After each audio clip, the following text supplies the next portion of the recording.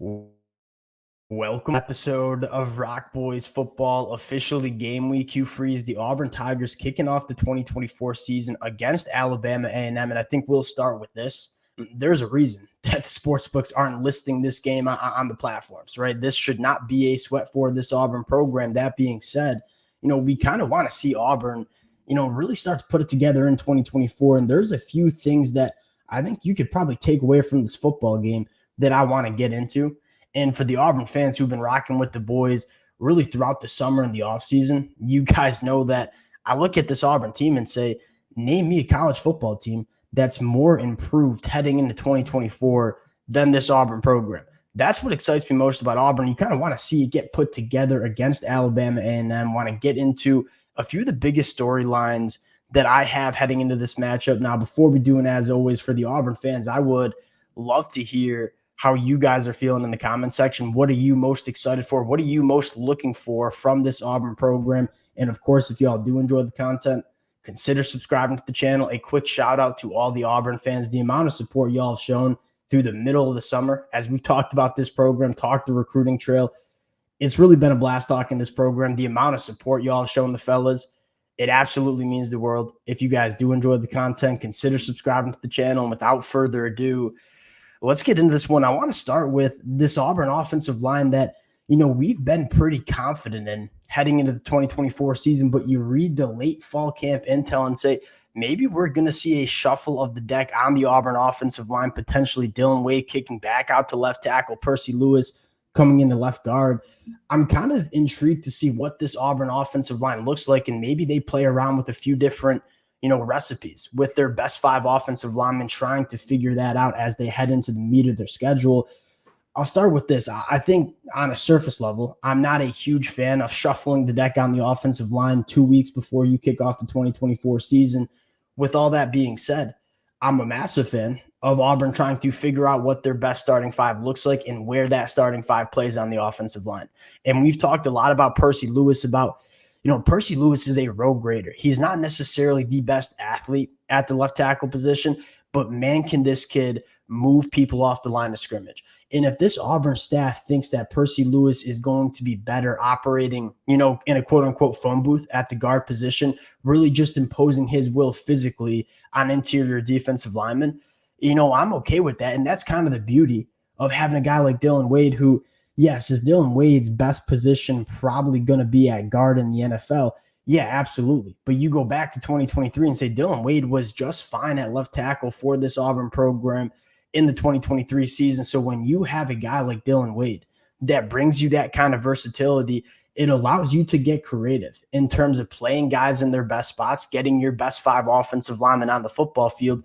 If that's Percy Lewis at left guard, I'm all for it. I'm just a little bit, I wouldn't even say concerned. I'm just going to have my eyeballs on what this Auburn offensive line looks like and what that rotation looks like. Because I still look at, the left side of this Auburn offensive line, starting with Connor Lewis center, who the Auburn fans know is kind of my guy heading into 2024, Dylan Wade and Percy Lewis.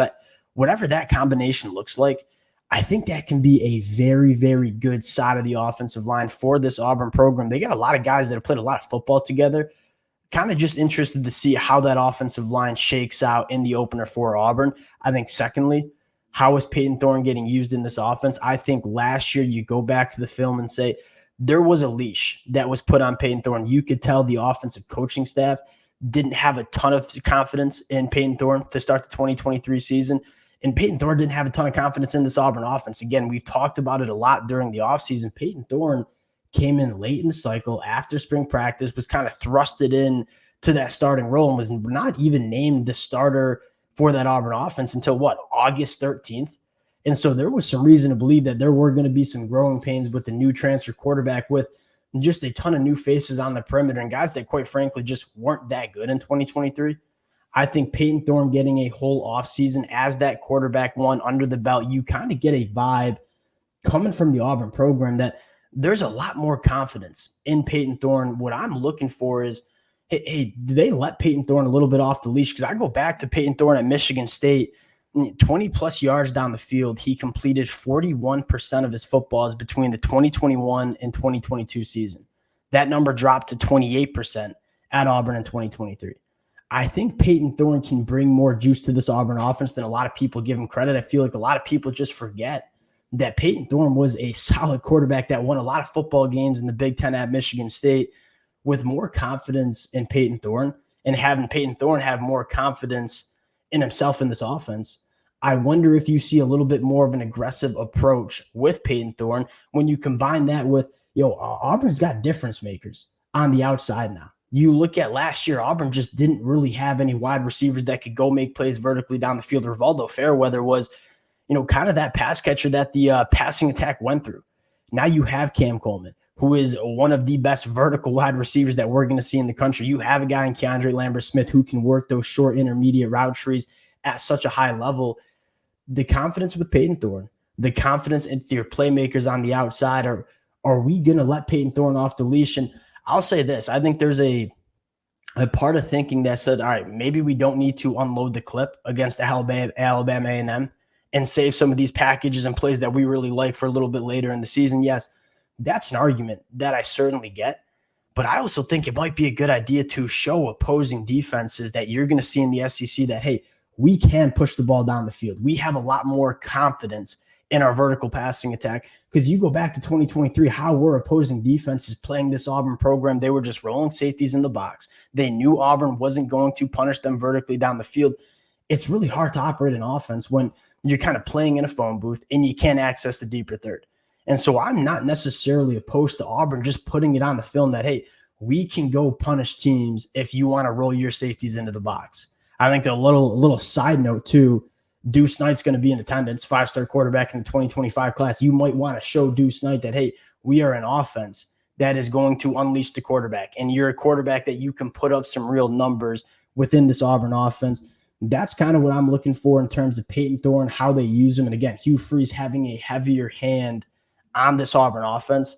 I think that's another really kind of underrated storyline heading into 2024. Last thing on offense that I want to talk about, the X factors. And we talked about this a lot. You look at the top two wide receivers for this Auburn program. I don't think there's a question. It's Keandre Lambert-Smith and Cam Coleman. Massive upgrade from the top two wide receivers that Auburn had last year. I think what's so special about that is you look at a guy like Rivaldo Fairweather. Now he can be that matchup nightmare at that tight end position that we all know he can be. Last year, he was the wide receiver one at the tight end spot. It was really hard to get Rivaldo Fairweather on favorable matchups when he is the go-to passing target in that Auburn offense. So I think you're going to see a lot more opportunity for Rivaldo Fairweather. How they decide to use Rivaldo, I think, is a fascinating storyline. And then you have a guy in Sam Jackson, and I would sprinkle in some of the freshmen, Malcolm Simmons or Bryce Kane or Perry Thompson. These guys they sound to be all difference makers, and they're not going to be leaned on primarily in the passing attack because that's going to be Cam Coleman and Keandre Lambert-Smith. But you look at a guy like Sam Jackson, elite with the football in his hands, one of the premier athletes that Auburn has on this offense.